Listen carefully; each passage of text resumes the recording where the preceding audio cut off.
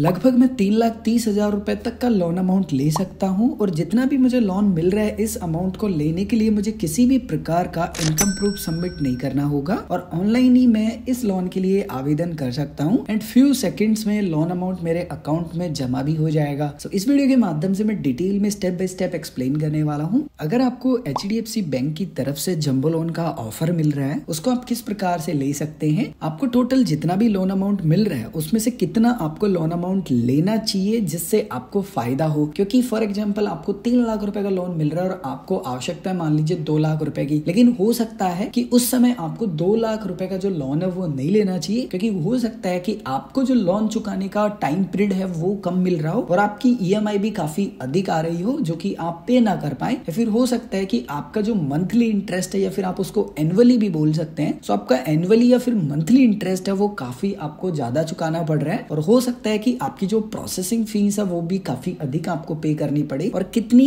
आपकी EMI बनने वाली है और अगर आप समय से पहले अपने लोन को क्लोज करवाना चाहते हैं उस कंडीशन में आपको क्या करना होगा। इसके अलावा अगर आप HDFC बैंक से रिलेटेड और वीडियो देखना चाहते हैं तो वीडियो के डिस्क्रिप्शन में आपको HDFC बैंक के प्लेलिस्ट का लिंक मिल जाएगा। सो लोन अमाउंट लेने के लिए कुछ ये आसान से स्टेप्स आपको फॉलो करने हैं। सबसे पहला स्टेप है आपको HDFC बैंक की वेबसाइट पर आना होगा। मैं वीडियो के डिस्क्रिप्शन में सभी लिंक प्रोवाइड करवा दूंगा। वेबसाइट पर आएंगे तो फर्स्ट लुक कुछ ऐसा आपको देखने के लिए मिल जाएगा। आपको यहाँ पर ऊपर एक लॉगिन का ऑप्शन मिलेगा। जैसे ही आप लॉगिन के ऑप्शन पर क्लिक करेंगे आपको यहाँ पर नेट बैंकिंग का ऑप्शन मिलेगा। जस्ट आप यहाँ पर क्लिक करेंगे, उसके बाद में आपको एक अगले पेज पर भेज दिया जाएगा। यहाँ पर आपको आपका कस्टमर ID यानी कि आपको इंटरनेट बैंकिंग का जो यूजर ID है वो प्रोवाइड करवाना है। जैसे ही आप अपना यहाँ पर यूजर ID प्रोवाइड करवा देते हैं उसके बाद में आपको कंटिन्यू पर क्लिक करना है। जैसे ही आप कंटिन्यू पर क्लिक करेंगे वापस से आपका पेज रिफ्रेश होगा और अब आपको पासवर्ड प्रोवाइड करवाने हैं। सो जो भी आपका इंटरनेट बैंकिंग का पासवर्ड है वो पासवर्ड आप प्रोवाइड करवाएंगे। उसके बाद में आपको यहाँ पर ऑप्शन मिलेगा वेरीफाई सिक्योर एक्सेस ID का। सो जो भी आपने यहाँ इमेज लगा रखी होगी, नाम लिख रखा होगा वो दिखाई देगा। आपको यहाँ पर एक ऑप्शन मिलेगा जहाँ लिखा होगा this is my secure ID। Just आप यहाँ टिक करेंगे, उसके बाद में लॉग इन पर आप क्लिक करेंगे। उसके बाद में आप इंटरनेट बैंकिंग पर लॉग इन हो जाएंगे एंड फर्स्ट लुक कुछ ऐसा आपको देखने के लिए मिलेगा। फर्स्ट ऑप्शन आपका सेलेक्ट होगा अकाउंट्स का। अकाउंट्स के ऑप्शन पर ही आपका अगर कोई भी लोन का ऑफर होगा वो ऑफर आपको यहीं पर देखने के लिए मिल जाता है। जैसे कि आप देख सकते हैं कि मुझे ऑफर यहाँ पर मिल रहा है 3.5 लाख रुपए का, लेकिन फॉर एग्जाम्पल कि आपको यहाँ पर ऑफर मिल ही नहीं रहा है। सो कोई बात नहीं है, आपको यहाँ पर ऊपर काफी सारे ऑप्शंस देखने के लिए मिल जाते हैं। आपको यहाँ ऑफर्स पर क्लिक कर देना है। फिलहाल आपको जितने भी ऑफर्स मिल रहे होंगे आपके अकाउंट पर, सिर्फ लोन का ही नहीं, अदर जितने भी ऑफर्स होंगे ना वो सभी ऑफर्स भी आपको यहाँ पर देखने के लिए मिल जाते हैं। आपको यहाँ पर लोन के ऑफर्स खोजने हैं। जितने भी आपको लोन के ऑफर्स मिल रहे होंगे, जिस भी लोन के ऑफर को आप रिडीम करना चाहते हो उस पर ही आप क्लिक कर लेंगे। जैसे फॉर एग्जांपल मुझे यहाँ पर 3.5 लाख रुपए का जो एक्सप्रेस लोन है सिंपली वो मिल रहा है क्रेडिट कार्ड पर। सो जस्ट मैं यहाँ पर इस बैनर पर क्लिक कर लूंगा। या चेक EMI का ऑप्शन आपको मिलेगा, इस पर आप क्लिक कर सकते हैं। या फिर हो सकता है कि आपको अप्लाई का ऑप्शन मिले। सो जो भी ऑप्शन आपको मिल रहा है ना, जस्ट आपको उसी ऑप्शन के ऊपर क्लिक कर देना है। उसके बाद में एक नेक्स्ट पेज पर आपको भेजा जाएगा जिसका फर्स्ट लुक कुछ ऐसा आपको दिखाई देगा।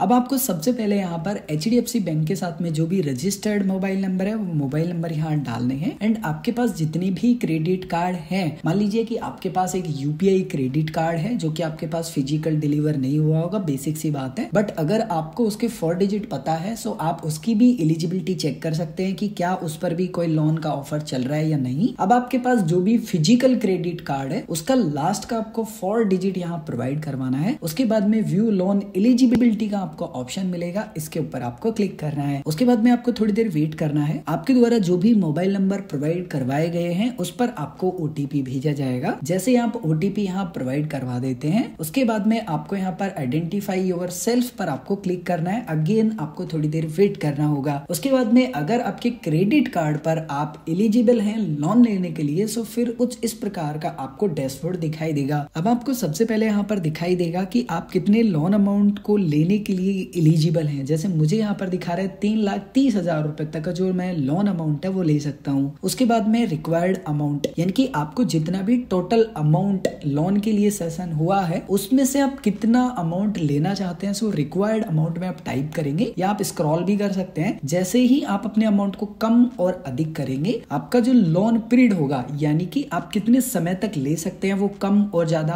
होता रहेगा टाइम ड्यूरेशन, और उसी के अनुसार आपका जो EMI है सिंपली वो भी कम और ज्यादा होता रहेगा। जब आप डिसाइड कर लेते हैं कि आपको कितना लोन अमाउंट लेना है, जैसे मान लीजिए मुझे 1 लाख रुपए लेना है, तो मैंने 1 लाख रुपए यहाँ अपने अनुसार सेलेक्ट कर लिया है। उसके बाद में आपको बताना है कि आपको कितने समय के लिए लोन अमाउंट लेना है। सो कम से कम आप 12 महीने तक ले सकते हैं और अधिक से अधिक आप 60 महीने तक जो लोन है सिंपली वो ले सकते हैं। जब आप अपना लोन अमाउंट यहाँ पर सेलेक्ट कर लेंगे, टाइम पीरियड सेलेक्ट कर लेंगे, उसके बाद में आपको महीने का EMI कितने रुपए का बनेगा वो EMI वाले ऑप्शन में दिखाई देगा। उसके बाद में इंटरेस्ट रेट यानी कि आपको कितना ब्याज लगने वाला है मंथली, और अगर आप ईयरली देखेंगे तो आपको कितना इंटरेस्ट ईयरली लगेगा। उसके बाद में प्रोसेसिंग फीस जो कि है 499 रुपए। सो ये जो मैं लोन ले रहा हूँ ना, इसको प्रोसेस करने का फीस है। सो जब भी मेरा पहला EMI कटेगा तब मुझे इतना जो पैसा है सिंपली वो देना होगा, या फिर मैं बोल सकता हूँ कि EMI के साथ में ही कट जाएगा। अब आपको थोड़ा सा पेज को नीचे की तरफ स्क्रॉल करना होगा। आपको यहाँ पर काफी सारे ऑप्शंस देखने के लिए मिल जाएंगे। आप जितना भी लोन अमाउंट ले रहे होंगे वो अमाउंट आपको देखने के लिए मिलेगा। ये लोन अमाउंट कौन से बैंक अकाउंट में आपको मिलने वाला है वो अकाउंट नंबर आपको दिखाई देंगे, जो कि लास्ट के आपको 6 डिजिट यहाँ देखने के लिए मिलेंगे। उसके बाद में मान लीजिए HDFC बैंक की तरफ से आपको कॉल आया था और किसी ने आपको ये लोन के बारे में बताया है, सो आपको उनका एक ID मिलता है, बेसिकली वो आप प्रोवाइड करवा सकते हैं। सो यहाँ पर एक आपको ऑप्शन मिलेगा नो यस का, अगर आप यस करेंगे तो फिर ID डालने के लिए आपको बोला जाएगा। आपको यहाँ पर जो स्टेटमेंट है सिंपली उसका ऑप्शन मिलेगा। सो की फैक्ट्स स्टेटमेंट का आपको ऑप्शन मिलेगा। जस्ट अगर आप इसके ऊपर क्लिक करेंगे उसके बाद में ऑटोमेटिक एक नया पेज ओपन हो जाएगा, जिसमें फिलहाल आप लोन ले रहे हो ना उसकी कंप्लीट डिटेल देखने के लिए मिल जाएंगी। आपको इसी पेज को थोड़ा सा नीचे की तरफ स्क्रॉल करना है। यहाँ पर अगेन आपको कंप्लीट डिटेल देखने के लिए मिल जाती है, जैसे कि आप जितना भी लोन अमाउंट ले रहे हैं वो, एंड टोटल आपको जो लोन अमाउंट है वो कितना रीपे करना है वो भी आपको यहाँ देखने के लिए मिलेगा। आप कितने महीने के लिए ले रहे हैं और आपका जो EMI कटेगा वो बेसिकली कितने रुपए का कटेगा वो भी दिखाई देगा। एंड अगर आपका EMI डिडक्ट नहीं होता है उस कंडीशन में आपको लेट फीस कितना पे करना होगा। उसके बाद में आपको जो भी टर्म्स एंड कंडीशन है वो पढ़ लेनी है। जब आप टर्म्स एंड कंडीशन पढ़ लेते हैं उसके बाद में आप नीचे की तरफ स्क्रॉल करके आएंगे